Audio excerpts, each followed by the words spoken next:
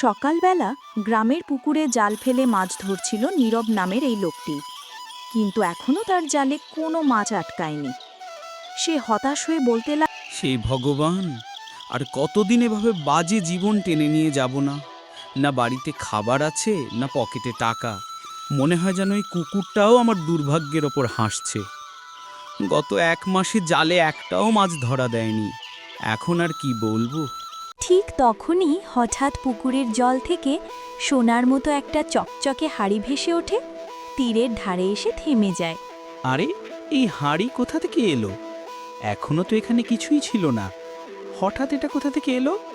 নীরব, এত দুঃখী কেন? তুই কি ধন সম্পদ চাইছিস? তাহলে আমাকে খুলে দেখ। এক মুহূর্তেই তোর সামনে সোনারূপার স্তূপ পড়বে। তোর কুঁড়ে ঘরের জায়গায় থাকবে প্রাসাদ। তুই হবি গ্রামের সবচেয়ে ধনী মানুষ। হ্যাঁ নীরব, তুই হবি গ্রামের সবচেয়ে বড় ধনী। আরে, তুমি তো একটা হাঁড়ি, তুমি কিভাবে কথা বলছো? আরে এটা বলো, সত্যি বলছো তো? সত্যি কি আমার কাছে ধন দৌলত আসতে পারে? হ্যাঁ, শুধু একবার আমাকে খুলে দে, তারপর দেখ কেমন করে তোর ভাগ্য বদলে যায়। মাছের পেছনে দৌড়ানোর আর দরকার নেই। নাউকর চাকর তোকে কাজ করে দেবে। তুই যা চেয়েছিলি, যার জন্য এতদিন তৃষ্ণায় ছিলি, সবই পাবি। শুধু একবার আমাকে খুলে দে, এটাই তোর ভাগ্যের দরজা। ঠিক তখনই হঠাৎ পুকুরের ভেতর থেকে গভীর ভয়ঙ্কর আওয়াজ শোনা যায়। না, কখনোই না। নীরবের মিষ্টি কথা শুনে ভুল করিস না। এটা তোর সব কিছু ছিনিয়ে নেবে, তোর ঘর, তোর পরিবার, এমনকি তোর জীবনও। আরে, ধন, যশ, নৌকর, চাকর, সম্পদ এগুলো পেতে কে না চায়? কিন্তু যদি পুকুর যা বলছে তা সত্যি হয় তাহলে... আরে, কি বলবো, আমার ভেতরের লোভ খুব জোরে চেপে ধরছে।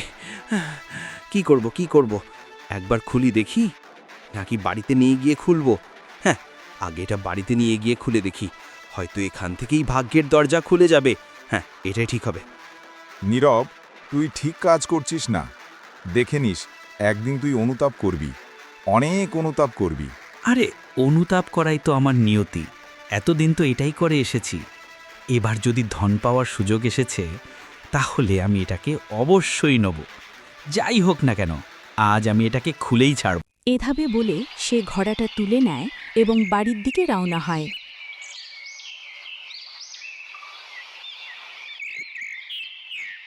অন্যদিকে নীরবের বাড়িতে জমিদার আসে তার পাওনা টাকা চাইতে।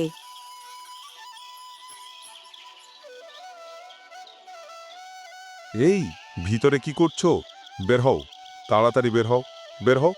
ঠিক তখনই ঘর থেকে বেরিয়ে এলো নীরবের বোন মায়া ও তার বাবা হরিদাস। কি ব্যাপার জমিদার সাহেব, আপনি এই সময়ে এখানে? সব ঠিক আছে তো? ঠিক আছে, ঠিক থাকার ভান করিস না। তোকে আমি 10 দিনের সময় দিয়েছিলাম, আজ 15 দিন হয়ে গেছে। আমার টাকা কোথায়? তাড়াতাড়ি আমার টাকা ফিরিয়ে দাও। জমিদার সাহেব, আমাকে আর কিছুদিন সময় দিন, আমি ঠিক আপনার টাকা ফিরিয়ে দিব। ঠিক আছে, এত নাটক করতে হবে না তোকে। আর 2 দিন সময় দিলাম, এর মাঝে আমার টাকা না পেলে তোর বাড়ি আমি দখল করব। এটা বলে জমিদার সেখান থেকে চলে যায়। তারপর নীরব তার বাড়িতে আসে। তার বাবা আর বোন উঠোনেই দাঁড়িয়েছিল। কি রে বাবা নীরব, এটা কোথায় পাইছো? এটা তো কোনো সাধারণ কড়াই না। বাবা, এটা আমি পুকুরে পাইছি। আর এই হাড়ি কথা বলতে পারে। সে বলছে এটা খুললে আমারে অনেক ধন সম্পদ দিবে। না না নীরব, শোন আমার কথা। ছেলে, আমার কথা মান। এই হাড়িটা কোনো সাধারণ হাড়ি না। এটাকে ঠিক সময়ে এলে তবেই খুলবে।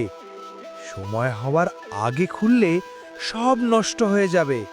কিন্তু নীরব বাবার কথা না মেনে হাঁড়িটা খুলতে যায়। ঠিক তখনই হরিদাস হঠাৎ বুকে ব্যথা অনুভব করে পড়ে যায়। বাবা, বাবা কি হলো বাবা? আপনার কি হয়েছে? আপনি কিছু বলছেন না কেন? হায় উপরওয়ালা, বাবার এটা কি হলো? না, আপনি আমাদের ছেড়ে যেতে পারেন না। হঠাৎ করে আপনি পড়ে গেলেন কিভাবে? বাবা, কিছু বলুন, কিছু তো বলুন। বাবা, বলুন, বলুন বাবা। শেষ নিঃশ্বাস নিতে নিতে হরিদাস বলে, বেটা যাই হোক, এই হাঁড়ি খুলবি না কখনো, না খুলবি না। এই কথা বলে হরিদাস মারা যায়। এরপর তারা তাদের বাবার শেষকৃত্য সম্পন্ন করে বাড়িতে ফেরে। তারপরে তারা দুইজন ঘরের ভেতরে চলে গেল।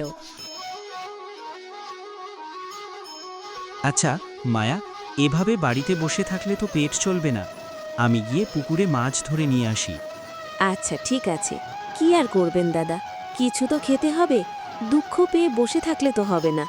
তারপর নীরব তার জাল নিয়ে রওনা দেয় নদীর উদ্দেশ্যে।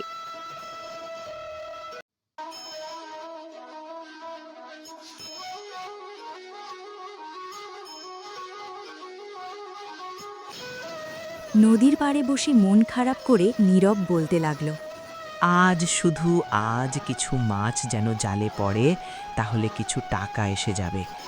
হে ভগবান, আজ একটু দয়া করো, বেশ কিছু মাছ আমার জালে দিও, এতটুকু করুণা করো। নীরব বারবার জাল ফেলে কিন্তু একটাও মাছ আসে না। ঠিক তখনই তার বন্ধু সজল এসে বলে, আরে ভাই, আমি কি শুনছি তোর কাছে নাকি একটা সোনার হাড়ি আছে, আর তোর বাবার মৃত্যুর ব্যাপারে নাকি কি কোনো রহস্য? মানে তুই ঘোড়া পেলি আর তোর বাবার মৃত্যু হলো, এখানে নিশ্চয়ই কোনো গোলমাল আছে। দুটো ব্যাপার কি একে অন্যের সাথে জড়িত? হ্যাঁ রে বন্ধু, ওই হাঁড়িটা আমি এই পুকুর থেকে পেয়েছি, কিন্তু বাড়িতে নিয়ে গিয়ে হাঁড়িটা খোলার সাথে সাথে আমার বাবার মৃত্যু হয়। এখন কি করব ওই হাঁড়িটা নিয়ে কিছুই তো বুঝতে পারছি না, আমার অনেক ভয় লাগে। ভিখারিদের কি ভয় থাকে? তোর অবস্থা দেখ, তোর হারানোর কি আছে? সম্মান নেই, টাকা নেই, কিছুই নেই। এখন যখন ধন পাওয়ার সুযোগ এসেছে, তুই কেন ভয় পাচ্ছিস? আমি বলি যা, এক্ষুনি হাঁড়িটা খোল আর নতুন জীবন শুরু কর ভাই, আমি তোর সাথে আছি। হ্যাঁ। কিন্তু নীরব সেখান থেকে চলে যেতেই সজল বলতে থাকে, গাধা কোথাকার, খুলে দিলে তো ওর সাথে সাথে আমিও ধনী হয়ে যেতাম। এখন কিছু একটা করতে হবে, কিছু না কিছু ব্যবস্থা লাগাতে হবে। না, আমি আজকে রাতেই নীরবের বাড়িতে গিয়ে সেই হাঁড়িটা চুরি করে নিয়ে আসব।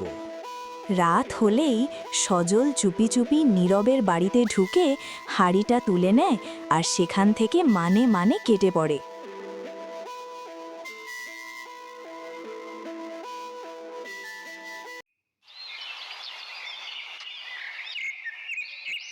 পরদিন সকালে নীরব অনেক ভয়ে ভয়ে তার বোন মায়াকে বলতে লাগল, আরে মায়া, এই হাঁড়িটা কোথায় গেল? হাঁড়িটা তো এখানেই ছিল, এটা কিভাবে উধাও হয়ে গেল? জানি না দাদা, আমরাও তো দেখেছি সন্ধে এখানেই ছিল। এখন কিছুই নেই, এটা কিভাবে সম্ভব? বাড়ির ভেতর থেকে হাঁড়িটা যাবে কোথায়? ও, আমি তো সজলকে হাঁড়ির ব্যাপারে বলেছিলাম। আমার মনে হচ্ছে ওই সজলই হয়তো আমাদের হাঁড়িটা চুরি করে নিয়ে গেছে। এখন আমরা কি করব দাদা? ওটা আমাদের যে কোনোভাবে ফিরিয়ে আনতেই হবে। চলো, তুমি দুশ্চিন্তা করো না বোন, আমি আবার পুকুর পাড়ে যাচ্ছি, দেখি কি হয়। তারপরে নীরব মন খারাপ করে আবার পুকুরের দিকে ফিরে যায়। হে উপরভালা, আমি কি করব? ওই হাড়ি আমি খুলতে চেয়েছিলাম, আর তখনই বাবার মৃত্যু হয়েছিল।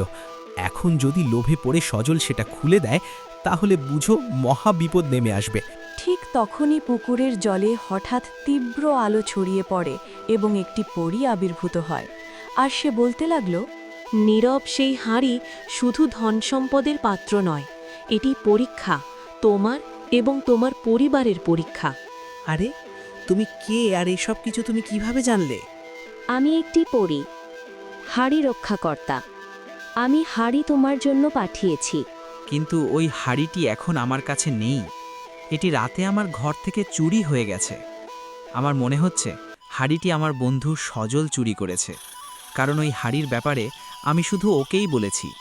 তুমি ঠিকই অনুমান করেছ। কালকে রাতে তোমার বন্ধু সজলই হাড়িটি নিয়ে গেছে। ওর ভিতরে লোভে ভরপুর। যদিও ভুলেও হাড়িটি খোলার চেষ্টা করে, সাথে সাথেই হাড়ির শক্তি তাকে মেরে ফেলবে, কারণ ওই হাড়িটি তোমার জন্য দেওয়া হয়েছে। তুমি ছাড়া অন্য কেউ এই হাড়ির শক্তি সহ্য করতে পারবে না। আরে কি বলছো এসব? তাহলে তো আমাকে এক্ষুনি ওর বাড়িতে গিয়ে ওকে থামাতে হবে। অন্যদিকে অঘটন ঘটেই যায়। সজল লোভে পড়ে হাড়িটি খোলার চেষ্টা করে। তখনই হাড়ির শক্তি তাকে সেখানেই মেরে ফেলে। বেচারা সজল তার লোভের কারণে নিজের জীবনটাই হারায়।